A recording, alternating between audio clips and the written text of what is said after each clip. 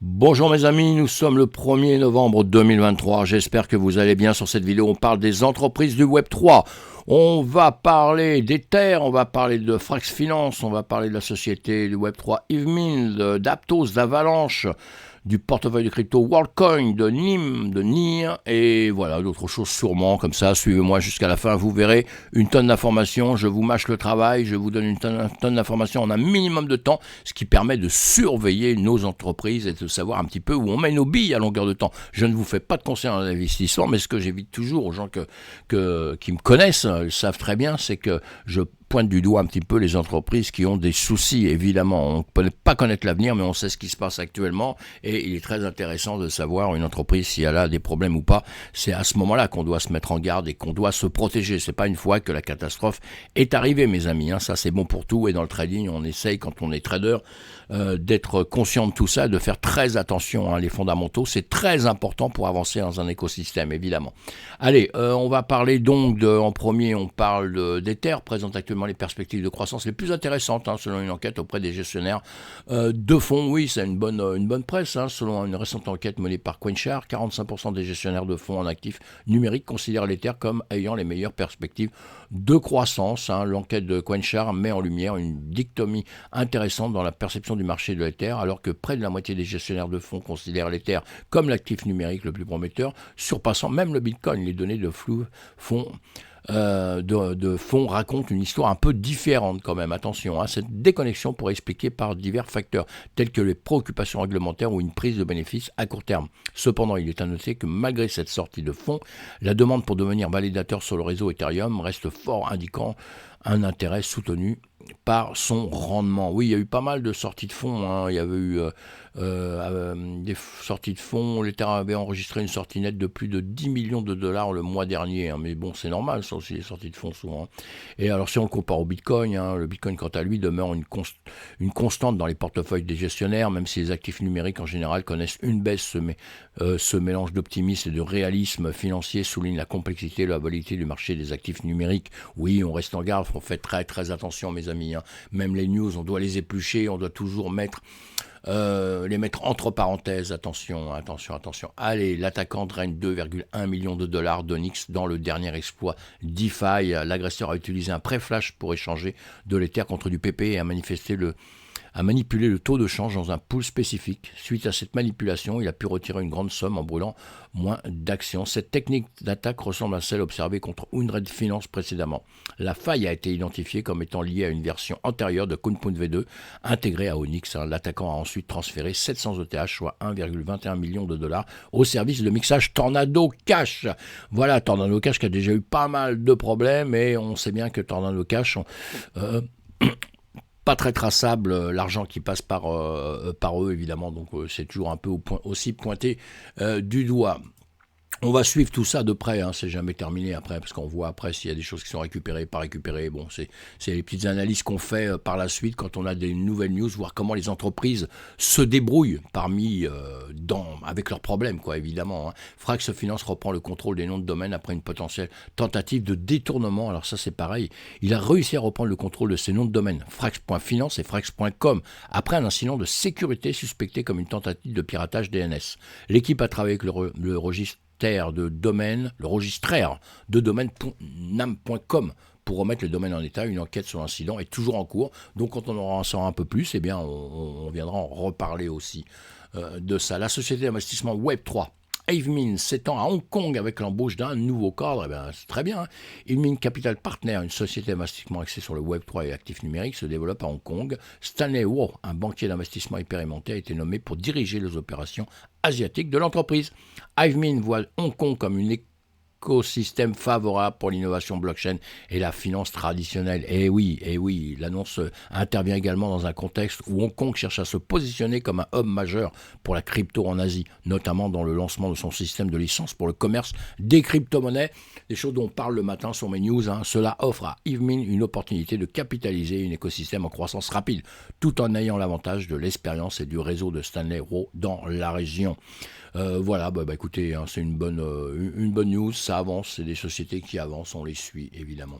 Aptos et Avalanche dominent parmi les 450 millions de dollars débloqués en novembre. En novembre, les projets de crypto Graphie, Aptos, Avalanche et Hashflow vont libérer des jetons totalisant plus de 320 millions de dollars, avec Aptos prévoyant le plus grand déblocage. Le mouvement ont des implications variées pour les prix des jetons et la distribution des fonds entre les équipes, les investissements et les communautés. Ce mois de novembre sera crucial pour plusieurs projets de crypto en termes de liquidité avec des déblocages des jetons substantiels.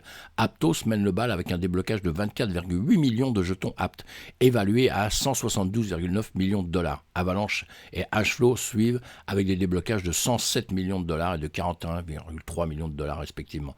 Ces déblocages massifs pourraient influencer non seulement le prix des jetons, mais aussi la dynamique au sein des écosystèmes respectifs, en particulier en termes de récompenses pour les contributeurs et les investisseurs. Évidemment, cela pourrait également avoir un impact sur le marché dans son ensemble, étant donné l'importance des sommes en jeu. On suit tout ça de près, mes amis, on suit tout ça. Le portefeuille crypto de WorldCoin revendique plus d'1 million d'utilisateurs actifs par mois. Écoutez, s'ils se débrouillent pas mal. Ce portefeuille crypto WorldCoin a atteint plus d'1 million d'utilisateurs actifs par mois, seulement 6 mois après son lancement. Ce succès survient alors que plusieurs gouvernements expriment des inquiétudes concernant les pratiques de collecte des données biométriques de WorldCoin.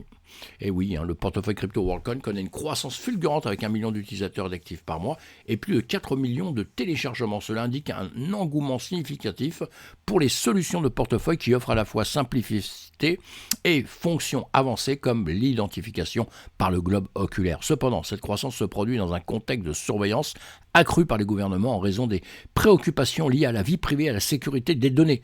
Le Kenya a même suspendu le projet. L'équipe de WorldCoin, cependant, affirme qu'elle s'engage à travailler avec les autorités régulatrices et à crypter de manière sécurisée toutes les données collectées. Ce mélange de succès rapide et de défis réglementaires fait de World un cas d'étude fascinant pour l'avenir des portefeuilles crypto et des technologies d'identification biométrique. Évidemment, c'est des sociétés qui avancent comme il faut. NIM va apporter la confidentialité Mixnet à l'écosystème blockchain NIR.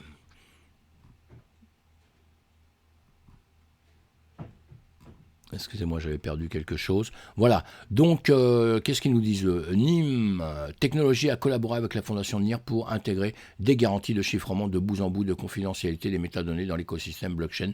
De couche 1, la collaboration intègre l'infrastructure de confidentialité Mixnet indépendante de la chaîne de NIM dans l'écosystème NIR pour masquer le trafic des utilisateurs et améliorer la confidentialité des utilisateurs et des validateurs, selon une déclaration officielle. L'intégration permet aux utilisateurs d'interagir avec les NFT, les protocoles DeFi et les applications de manière privée, contribuant ainsi à protéger l'activité des utilisateurs contre les entités malveillantes.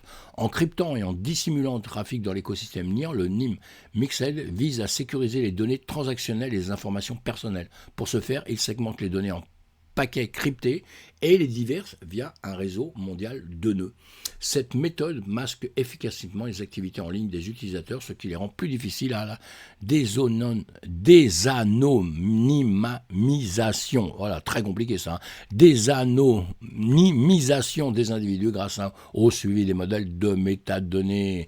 L'avenir de la confidentialité dans le Web3, maintenant les avantages des protocoles publics et des natures ouvertes présentent des risques pour la vie privée, laissant les données de transactions visibles et les informations personnelles telles que les adresses IP potentiellement exposées à la surveillance et aux cyberattaques. Et oui, on en parle tout à l'heure, des cyberattaques, c'est ça, à longueur de temps, évidemment. La technologie blockchain représente un changement majeur dans les communications numériques. Mais c'est un secret de polichinelle que, de par leur nature même, les blockchains ne sont pas privés, a déclaré Harry Alpine, cofondateur et PDG de NIM Technologies. NIM est hautement modulaire et Mixed peut être connecté à n'importe quelle blockchain, donnant aux utilisateurs et aux constructeurs l'assurance qu'ils ne sont pas suivis sur Internet et qu'ils ne dessinent pas de cible pour les cybercriminels. Entre parenthèses tout ça, la fondation NIR a déclaré partager la vision de NIM en matière de confidentialité sur le Web3, ajoutant que l'avenir d'Internet ne peut prendre forme avec succès qu'à condition qu'il soit privé. On est entièrement d'accord. La vie privée est un droit humain fondamental et une pierre angulaire de la vision Web3 visant à créer un web plus sécurisé. contrée sur l'utilisateur et la responsabilité par l'utilisateur, a ajouté Chris Donovan, PDG de la Fondation NIR. Nous sommes fiers de soutenir NIM et de sa technologie innovante qui aidera les développeurs et les utilisateurs de l'écosystème NIR à préserver leur confidentialité. Ça, c'est très important dans le Web3. On tient à la confidentialité. Alors donc, encore une fois, on va suivre tout ça. L'écosystème NIR a soutenu les premiers développements de NIM en 2021 via l'Open Web Collectif, un incubateur Web3 parrainé par la Fondation NIR. NIR rejoint les projets de crypto-monnaies comme Monero et Aztec en s'intégrant désormais au NIM Mixed. Monero, je pense que vous connaissez tout ça. Voilà, donc eux, ils se battent pour la confidentialité. À suivre, évidemment, mes amis. Allez, on se retrouve donc sur une autre vidéo.